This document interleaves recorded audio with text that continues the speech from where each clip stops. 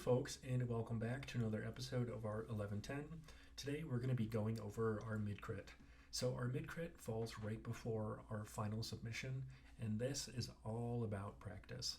So this time we'll be doing full scale, and by full scale I mean working on the whole page of Strathmore. And I just showed you my reference plant. That is Veronica. She is a Christmas cactus. No, I did not name her, but it's Veronica spelled with an H. And I don't know where the H is, but my wife told me that's how it's spelled. So, all right. So I am penciling out where my lines are going to go, and I'm just using my leftover paint water here. And that just helps me gain a little more confidence where I'm putting things.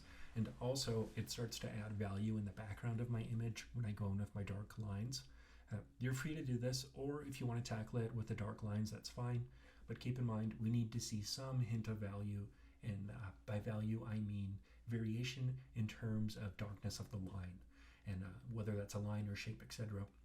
I'm just going in here and I am filling in that pot where it's pitch black.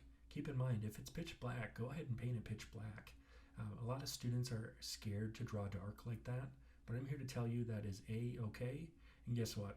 It's just paper and it's not going to hurt us. And we can draw dark on it and be abusive and totally be fine and walk away with no boo-boos. So don't be scared to draw dark. You will be fine, I promise. And just remember, imagine Aaron standing over your shoulder saying, draw darker, draw darker. Okay, anyways, you can see my pot here is a little lopsided, but I will fix that. And I am using my dirty paint water out of my Starbucks cup, reuse, reduce, recycle, right? And I am painting those, what are they called? I want to call them branches, twig things on this Christmas cactus. Okay, and I want you to capture the essence of whatever you're drawing and just make sure the proportion of what you're drawing isn't totally whack. We'll practice proportion in our next project, but I just want you to draw what you see. So don't distort anything, just draw it how it looks. If you want to add your own personal style on it, that's fine. But I'm looking for, in terms of scale and proportion, that it looks like the thing you're drawing, and it doesn't look like an object that is completely unrelated. So make sure to just briefly stand back at your painting, look at that, and then go ahead and look at your object, and just see what you need to tweak to get things to line up better. Okay, so right here, I am being more implicitive. I am implying where these lines are. I'm not drawing every single leaf. You do not need to do that. That would take all day. I don't have time for that. You don't have time for that. And that's not fun for anyone. We are going to take our artistic license here and just pretend they're all there. You can see I am just being very gentle, putting those wispy little lines in for those Christmas cacti leaves and having fun with it.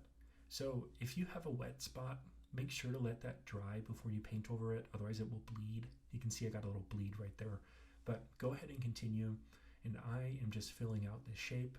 I am not being hard on myself. Remember, this is a Drawing 1 class, and we are here, most importantly, to learn. And I want you to gain confidence in this class and know that, hey, I am making progress, and that is good with me, and I should be very proud of that progress. And don't let anyone else tell you otherwise. We're not looking for we're not looking for perfection, and we will never be looking for perfection. So I want you to always know that. That art is handmade. It's something that comes from us.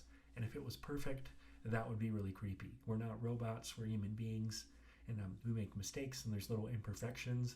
And that, in my opinion, adds the beauty to it. Okay, so this is a good introduction to the mid-crit. And then when you do your final will be on the same size sheet of paper with the same rules. I just want your final to follow after your mid-crit. And if you need to do a few versions for your final, that's fine. Just know I am looking for a few requirements that are listed on that assignment page, and it's also in the rubric. So please always, always, always look at that rubric, because I want you to get 100%. And in order for me to give you 100%, I need you to follow that rubric. So keep in mind, I'm a fair grader. I want you to succeed. I keep things simple and straightforward for your benefit. I want you to feel comfortable in this class and proud of what you've accomplished. Okay, if anything pops up, go ahead and shoot me a message on Canvas, and I'll see you in the next one. Thanks.